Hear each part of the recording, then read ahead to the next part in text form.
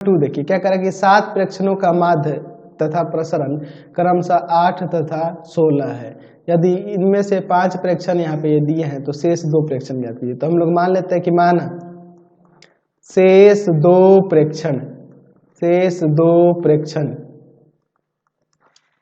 x तथा y है। शेष 2 प्रेक्षण क्या है? x तथा y है। अब इसके बाद हम लोग देखिए तो यहाँ पर हम लोग लिख सकते हैं अब हमारे जो प्रेक्षण हुए वह प्रेक्षण कौन कौन से होगा जी प्रेक्षण? तो प्रेक्षण देखिए आपका हो गया 2, 4, 10, 12, 14 x और y। टोटल ये 7 हो गए ना जी। चलिए अब इसके बाद देखते हैं माध्य हमारे पास दिया है क्वेश्चन में।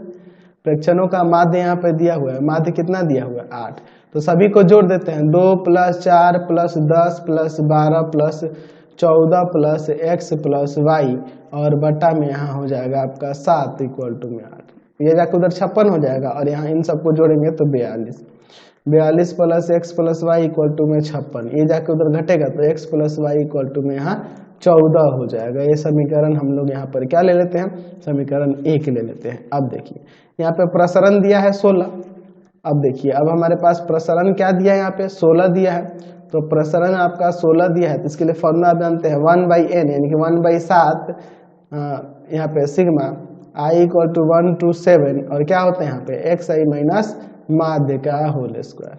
ये ना होता है फॉर्मूला। तो चलिए यहाँ से हो जाएगा आपका 1/7 और यहाँ पे क्या करेंगे प्रत्येक जो प्रेक्षण में से हम लोग क्या करेंगे माध्य को घटाकर उसका वर्ग करेंगे। तो आपका पहला प्रेक्षण क्या था जी? पहला प्रेक्षण है 2।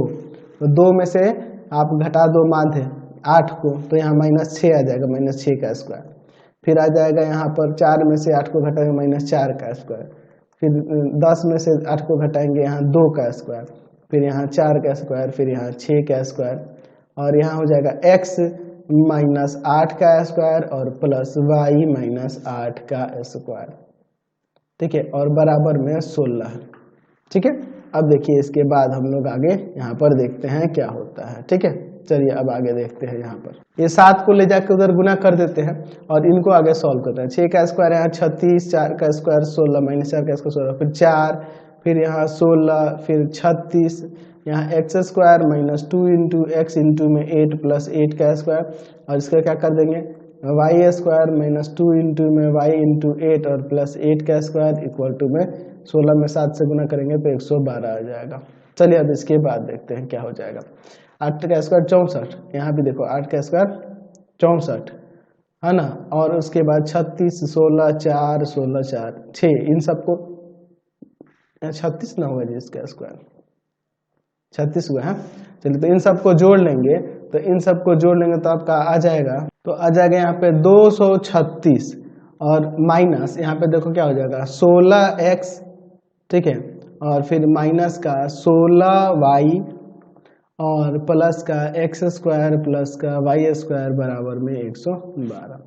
चलिए यहाँ पे 16 कॉमन कर लेते हैं 236 - 16 गुना में x + y और यहाँ देखिए इसे हम लोग कर देते हैं x + y का होल स्क्वायर माइनस का 2xy = में 112।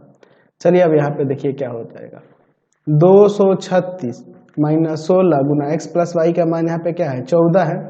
अच्छा अब प्लस यहाँ पे 14 का स्क्वायर - 2xy = में 112। चलिए यहाँ पे 2 का सॉल्व करने पे यहाँ देखिए ये आपका 236 माइनस यहाँ पर इसमें से गुना करेंगे तो 224 हो जाएगा ना जी। चलिए तो ये आपका हो जाएगा 224 और इसका 196 माइनस का 2xy = में 112। चलिए यहाँ पे ये घटा देते हैं तो यहाँ घटाएंगे तो यहाँ पर कितना आ जाएगा 12 और प्लस का 196 इसको माइनस का 112 कर देते हैं और = में माइनस का 2xy इधर आके प्लस का हो जाएगा।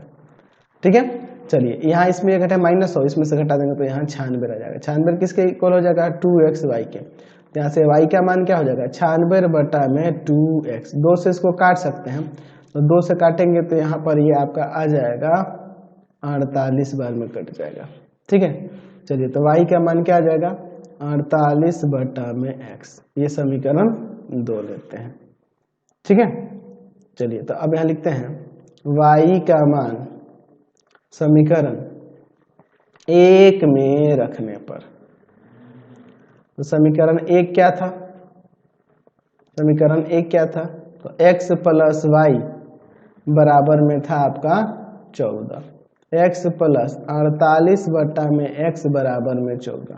यहाँ एलसीएम ले लेते हैं, तो एलसीएम हो जाएगा यहाँ पर x आ जाएगा x स्क्वायर प्लस का 48 बराबर में 14, ये जाकर उधर गुना करेगा तो x स्क्वायर प्लस का 48 इक्वल टू में यहाँ प्लस का 14x आ जाएगा, 14x। इसको इधर लेके चले आते हैं, ठीक है। तो यहाँ एक्स स्क्वायर माइनस का 14x और प्लस का 48 equal to 0, x square minus का 8x माइनस का 6x प्लस का 48 इक्वल टू 0। गुणनखंड कर रहे हैं, ठीक है। इसमें x कॉमन करेंगे x माइनस 8 बच जाएगा, माइनस 6 कॉमन करेंगे x माइनस का 8 बच जाएगा, दोनों ब्रैकेट में सेम है।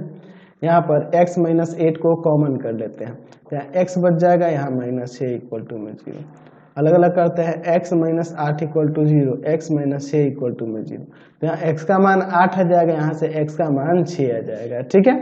अब देखिए यहाँ पर case first, case first when x equal to में 8, तो y का मान क्या हो जाता है, तो y का मान था 48 बट्टा में x ना, 48 बट्टा में 8 कर जाएगा 6 आ जाएगा, ठीक है। अब देखिए फिर व्हेन केस सेकेंड हम ले लेते हैं, व्हेन x इक्वल टू में 6, तो यहाँ से y इक्वल टू में क्या हो जाएगा 48 बट्टा में 6, यहाँ 8 बार में कट जाएगा। तो यहाँ जो x और y का मान आ गया, ये दो अन्य ऑब्जर्वेशन है। शेष दो प्रेक्षण, शेष दो प्रेक्षण क्या हो जाएगा 8 तथा 6 है, 6 8 या 8 6 लिख सकते हैं, समझ गए। Question number